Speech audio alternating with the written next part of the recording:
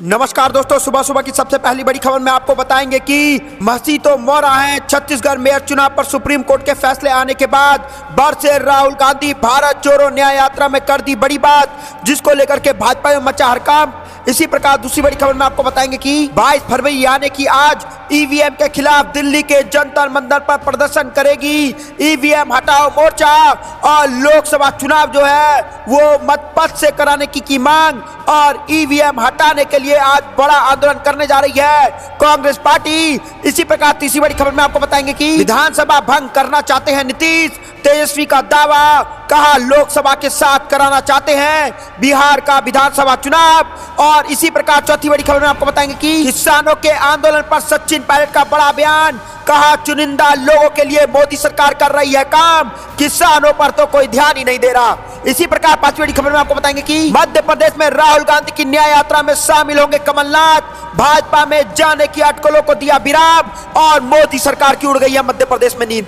दोस्तों, आपको क्या लगता है कि मोदी सरकार जो बार बार गेम खेल रही है, एक दूसरे के विपक्षी दल के नेताओं को अपने दल में मिला रही है क्योंकि इंडिया गठबंधन से डर गई है भाजपा, राहुल गांधी से डर गई है भाजपा, भारत जोड़ो न्याय यात्रा से डर गई है भाजपा। दोस्तों, आपको भी लगता है और आप भी किसान के साथ खड़े तो इस वीडियो को लाइक, चैनल को सब्सक्राइब करके रख लीजिए और कमेंट में जय हिंद जरूर लिखिएगा। रुक करते हैं पहली खबर की तरफ। महसी तो मोहर है। छत्तीसगढ़ मेयर चुनाव पर सुप्रीम कोर्ट का फैसला आने के बाद बरसे राहुल गांधी। जी हां दोस्तों, हम आपको बताए चलें कि छत्तीसगढ़ मेयर चुनाव में सुप्रीम कोर्ट के फैसले के बाद राहुल गांधी का बयान सामने आया है। राहुल गांधी ने भाजपा पर बड़ा हमला बोलते हुए कहा है कि महसी तो मोरा है। राहुल गांधी ने छत्तीसगढ़ मेयर चुनाव को भाजपाई साजिश बताते हुए इसे लोकतंत्र की हत्या बताया है। बता दें कि सुप्रीम कोर्ट ने महापौर चुनाव का नतीजा पलटते हुए हारे हुए उम्मीदवार को विजेता घोषित कर दिया है। यह फैसला आने के बाद विपक्ष केंद्र सरकार पर हमलावर हो गई है। सुप्रीम कोर्ट का फैसला आने के बाद राहुल गांधी ने ट्वीट किया है। इस ट्वीट में उन्होंने लिखा है कि लोकतंत्र की हत्या की भाजपाई साजिश में महसी सिर्फ मोहरा है, पीछे मोदी का चेहरा है। राहुल गांधी ने छत्तीसगढ़ मेयर चुनाव को भाजपाई साजिश बताते हुए इसे लोकतंत्र की हत्या बताया है। गौरतलब है कि 20 जनवरी को हुए चुनाव के दौरान रिटर्निंग ऑफिसर अनिल मसीह ने 8 बैलेट पेपर को अवैध घोषित कर दिया था। इसके बाद आम आदमी पार्टी के मेयर उम्मीदवार कुलदीप को हारा हुआ घोषित कर दिया गया था।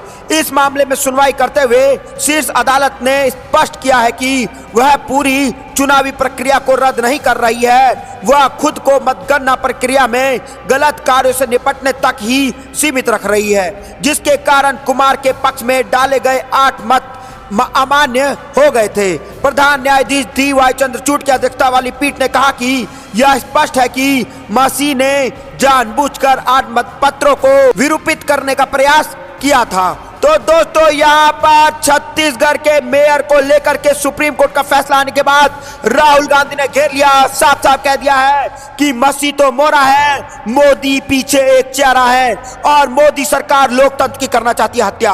दोस्तों, आपको भी लगता है कि मोदी सरकार लोकतंत्र की हत्या चाहती है और इसको बचाने के लिए सुप्रीम कोर्ट और कांग्रेस पार्टी खड़ी है? हाँ या ना कमेंट जरूर बताएगा। इस वीडियो को लाइक जरूर करिएगा। रुक करते हैं अगली खबर की तरफ। 22 फरवरी को ईवीएम के खिलाफ दिल्ली के जंतर मंतर पर प्रदर्शन करेंगे ईवीएम हटाओ मोर्चा। जी हां दोस्तों, हम आपको बता चलें कि दिल्ली में मंगलवार को ईवीएम हटाओ देश बचाओ मोर्चा द्वारा ईवीएम हटाओ मोर्चा के राष्ट्र संयोजक और कांग्रेस नेता डॉक्टर उदित राज ने बताया कि 22 फरवरी को जंतर मंतर पर ईवीएम के इस्तेमाल के खिलाफ धरना प्रदर्शन किया जाएगा।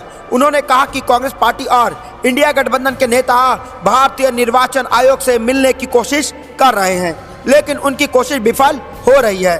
उन्होंने ये भी कहा कि निर्वाचन आयोग ने खुद को 4 दीवारी में बंद कर लिया है और रोड शो और प्रचार के माध्यम से ईवीएम को बढ़ावा देने में लगे हुए हैं। इससे आयोग ने भारत के अधिकांश लोगों का विश्वास खो दिया है।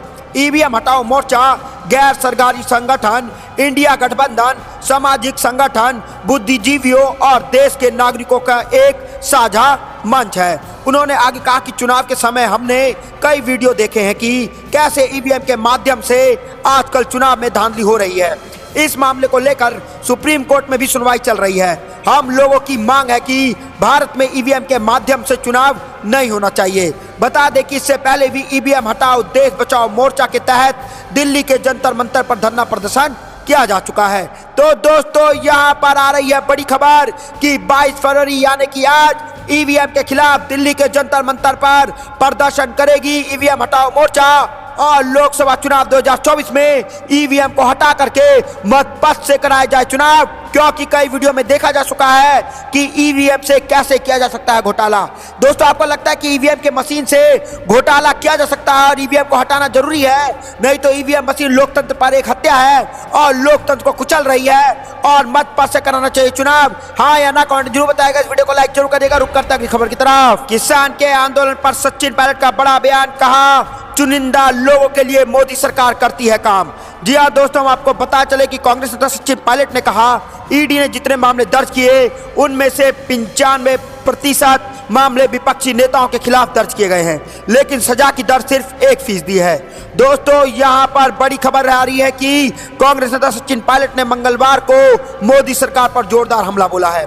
उन्होंने कहा कि आरोप लगाया कि मोदी सरकार ईडी जैसी जांच एजेंसियों का इस्तेमाल विपक्षी नेताओं के चरित्र हनन और उनकी आवाज को कुचलने के लिए कर रही है। कांग्रेस सचिन पायलट ने देश में बढ़ रही बेरोजगारी को लेकर के भी सरकार पर निशाना साधा है। कांग्रेस नेता पायलट ने मीडिया से कहा कि ईडी ने जितने मामले दर्ज किए हैं उनमें से 95% मामले विपक्षी नेताओं के खिलाफ दर्ज किए गए हैं, लेकिन सजा की दर सिर्फ 1% है। सचिन पायलट ने कहा कि इसका मतलब है कि ईडी का इस्तेमाल चरित्र हनन और विपक्ष की आवाज को कुचलने के लिए किया जा रहा है। सचिन पायलट ने पिछले कुछ दिनों से चल रहे किसान के आंदोलन को लेकर के भी भाजपा की मोदी सरकार पर हमला बोला है। सचिन पायलट ने कहा कि उत्तर भारत में किसानों का विरोध प्रदर्शन सरकार की नीति समस्या और उनकी मंशा को रेखांकित करता है। सचिन पायलट ने आगे कहा कि सरकार की नीतियों के कारण देश की संपत्ति चुनिंदा लोगों के हाथ में चली गई है, जिसके कारण पूरा देश में आंदोलन की स्थिति हो गई है और युवा जो है वो बेरोजगारी को लेकर परेशान है। सरकारी नौकरियां आती है तो उनके पेपर लीक हो जाते हैं और किसान जो हैं वो दिल्ली के बॉर्डर तक जाना चाहते हैं, दिल्ली में आंदोलन करना चाहते हैं, लेकिन भाजपा सरकार उनके राहों में कीले बिछा देती है। दोस्तों, आपको क्या लगता है कि कुछ चंद लोगों के लिए मोदी सरकार काम कर रही है और लोकसभा चुनाव 2024 में आम जनता देगी इसका जवाब? हाँ या ना कमेंट जरूर बताएगा। इस वीडियो को लाइक जरूर करिएगा। रुक करता है अगली खबर की तरफ। मध्य प्रदेश में राहुल गांधी की न्याय यात्रा में शामिल होंगे कमलनाथ, भाजपा में जाने की अटकलों को दिया विराम।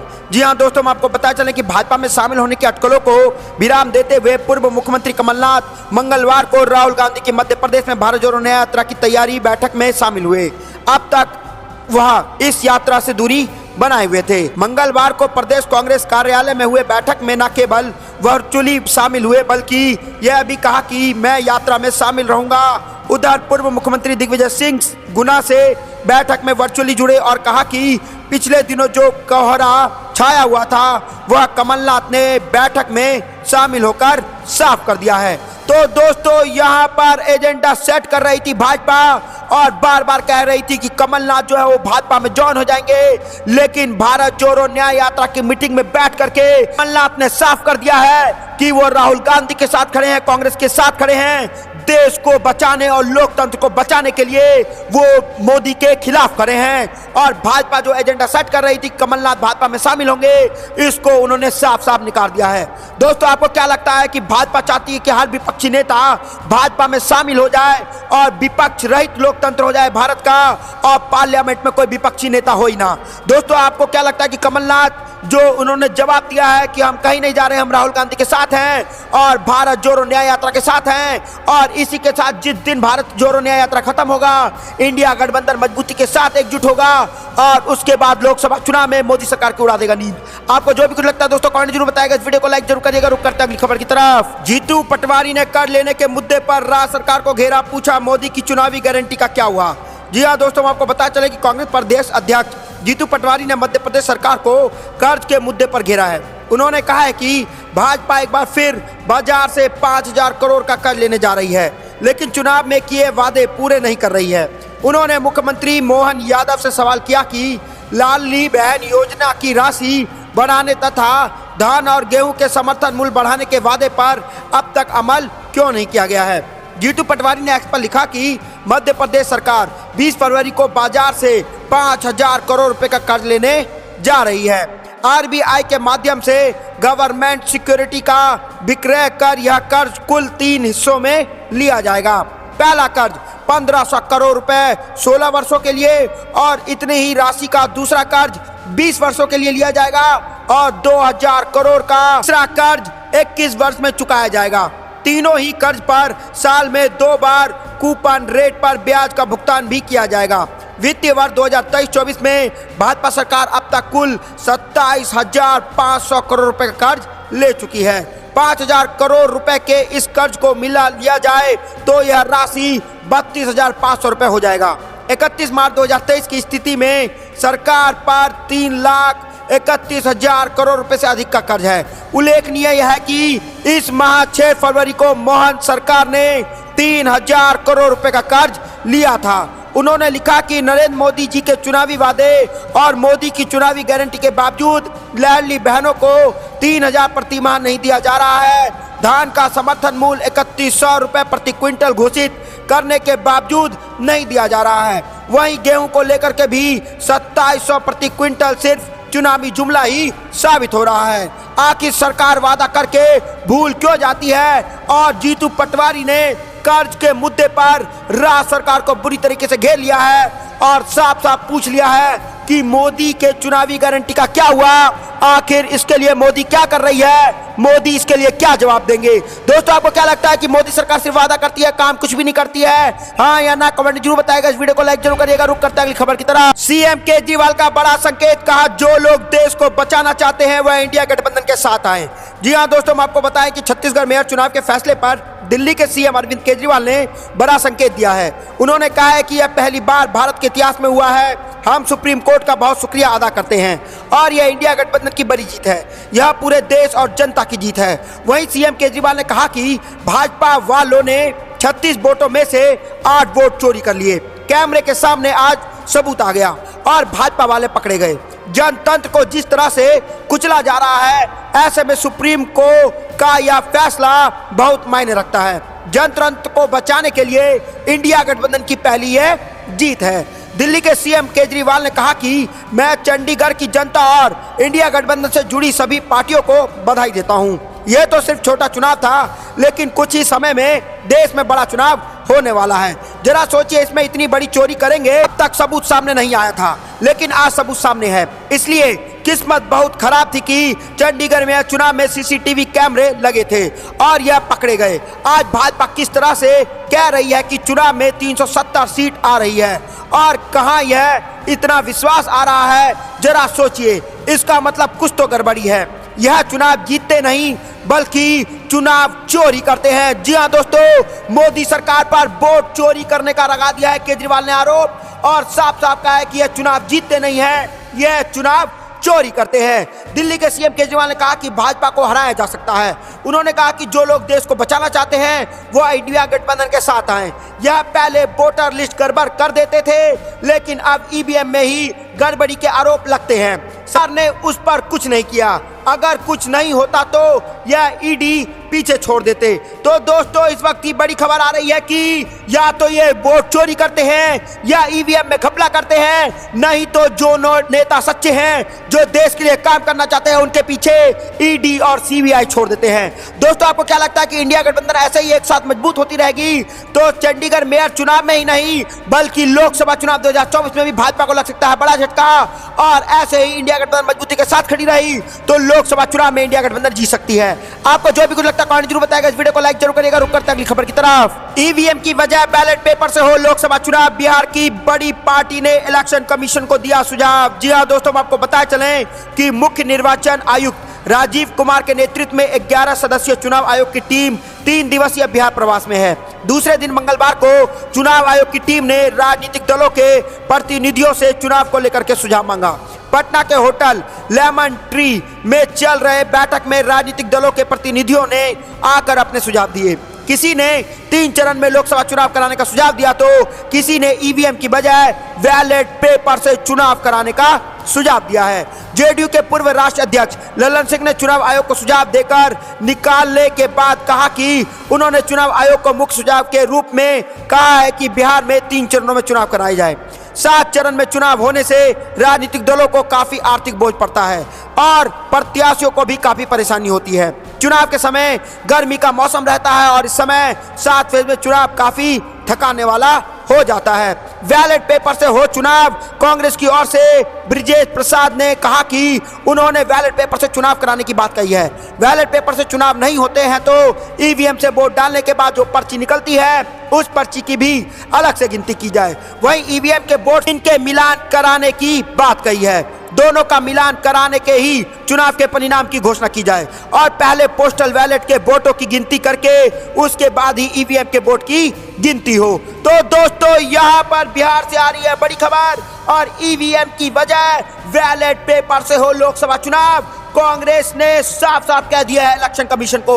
दोस्तों आपको भी लगता है कि ईवीएम में घपला किया जा सकता है और ईवीएम की जगह बैलेट पेपर से मोदी सरकार को चुनाव कराना चाहिए? अगर मोदी सरकार को इतना ही लगता है कि वही लोकसभा जीतने वाली है, आपको क्या कुछ लगता है दोस्तों? कमेंट जरूर बताइएगा। इस वीडियो को लाइक जरूर करिएगा। रुक करते हैं अगली खबर की तरफ। चंडीगढ़ मेयर चुनाव, सुप्रीम कोर्ट से भाजपा को झटका, इंडिया गठबंधन की बड़ी जीत, आप और कांग्रेस उम्मीदवार विजय घोषित। जी हां दोस्तों, आपको बताया चलें चंडीगढ़ मेयर चुनाव मामले में भाजपा को सुप्रीम कोर्ट से बड़ा झटका लगा है। सुप्रीम कोर्ट ने आज सभी वोटों की दोबारा गिनती के बाद अपना आपका और कांग्रेस के कुलदीप कुमार को विजेता घोषित कर दिया है। इससे पहले सुनवाई के दौरान चीफ जस्टिस DY चंद्रचूड़ ने रिटर्निंग अफसर द्वारा अमान्य घोषित सभी 8 वोटों को मान्य करार देते हुए वोटों की दोबारा गिनती के आदेश दिए थे।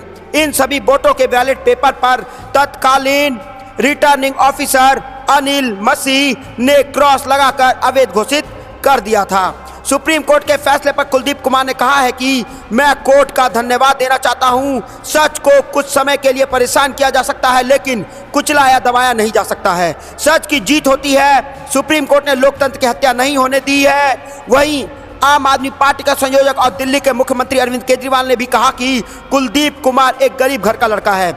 इंडिया गठबंधन की ओर से चंडीगढ़ का मेयर बनने पर बहुत बहुत बधाई। यह केवल भारतीय जनतंत्र और सुप्रीम कोर्ट की वजह से संभव हुआ है। हमें किसी भी हालत में अपने जनतंत्र और स्वतंत्र संस्थाओं की निष्पक्ष को बचाना होगा। तो दोस्तों यहाँ पर लोकतंत्र को बचाने की बात केजरीवाल ने कह दी है और साफ साफ कह दिया है कि सुप्रीम कोर्ट का धन्यवाद, लोकतंत्र का धन्यवाद। हम भाजपा के हराने के बावजूद भी जीत के आए हैं और हमारा मेयर चुना गया है। दोस्तों यहाँ पे चंडीगढ़ मेयर चुनाव को लेकर के सुप्रीम कोर्ट ने भाजपा को झटका दे दिया है और इंडिया गठबंधन की बड़ी जीत हो गई है और आम आदमी पार्टी और कांग्रेस उम्मीदवार विजेता घोषित सुप्रीम कोर्ट द्वारा कर दिए गए हैं। दोस्तों आपको क्या लगता है कि यहाँ पे भाजपा सरकार की चोरी पकड़ी गई है और इसी को लेकर के लोकसभा चुनाव में भी ईवीएम को बैन कर देना चाहिए और मत पद से हो चुनाव क्योंकि ईवीएम में घोटाला किया जा सकता है? हाँ या ना कमेंट जरूर बताएगा। इस वीडियो को लाइक जरूर करिएगा। रुक करते हैं अगली खबर की तरफ। मल्लिकार्जुन खड़गे ने की भविष्यवाणी, बताया लोकसभा चुनाव में भाजपा की कितनी आएगी सीटें, अमेठी से पीएम मोदी को ललकार। जी हाँ दोस्तों, हम आपको बताया चलें कि लोकसभा चुनाव होने में महज 3 महीने बचे हैं। ऐसे में आरोप प्रति आरोप, दावे, भविष्यवाणियां चरम पर हैं। इसी कड़ी में कांग्रेस अध्यक्ष मल्लिकार्जुन खड़गे ने भविष्यवाणी की है कि भाजपा आगामी लोकसभा चुनाव हार जाएगी। उन्होंने अमेठी में एक जनसभा को संबोधित करते हुए कहा कि प्रधानमंत्री नरेंद्र मोदी का 400 सीटों का सपना पूरा नहीं होगा। मल्लिकार्जुन खड़गे ने दावा किया कि लोकसभा चुनाव में बीजेपी 100 सीटें भी नहीं जीत पाएगी और सत्ता से बाहर हो जाएगी। मल्लिकार्जुन खड़गे ने कहा कि भाजपा दावा कर रही है कि वह 400 से अधिक सीटें हासिल करेगी लेकिन वह 100 सीटों पर पार नहीं कर पाएगी। अब की बार सत्ता से बाहर भाजपा की उड़ेगी नींद। मल्लिकार्जुन खड़गे ने कहा कि भाजपा अमेठी और रायबरेली के लोगों से दुश्मनी का बीज बोने की साजिश कर रही है। जहां से कांग्रेस कई बार चुनाव जीत चुकी है और कांग्रेस के कार्यकाल के दौरान अमेठी में करोड़ों रुपए की परियोजनाएं स्वीकृत की गई लेकिन उनमें से अधिकांश लंबित रही। मैं उनसे पूछना चाहता हूं कि परियोजनाएं अभी भी अधूरी क्यों हैं? वह अमेठी और रायबरेली के लिए लोगों के लिए काम नहीं करना चाहती है। मल्लिकार्जुन खड़गे ने प्रधानमंत्री मोदी पर भी निशाना साधा।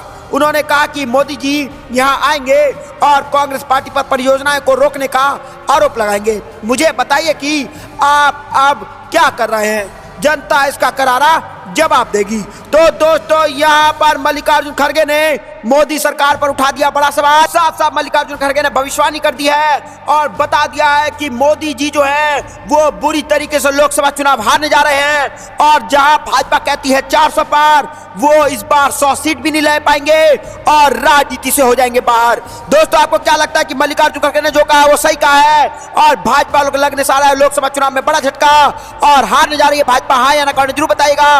और दोस्तों आप भी भारत जोड़ो न्याय यात्रा और राहुल गांधी के साथ खड़े हैं तो इस वीडियो को लाइक, चैनल को सब्सक्राइब करके रख लीजिए और कमेंट में जय हिंद जरूर लिखिएगा। जय हिंद, जय भारत।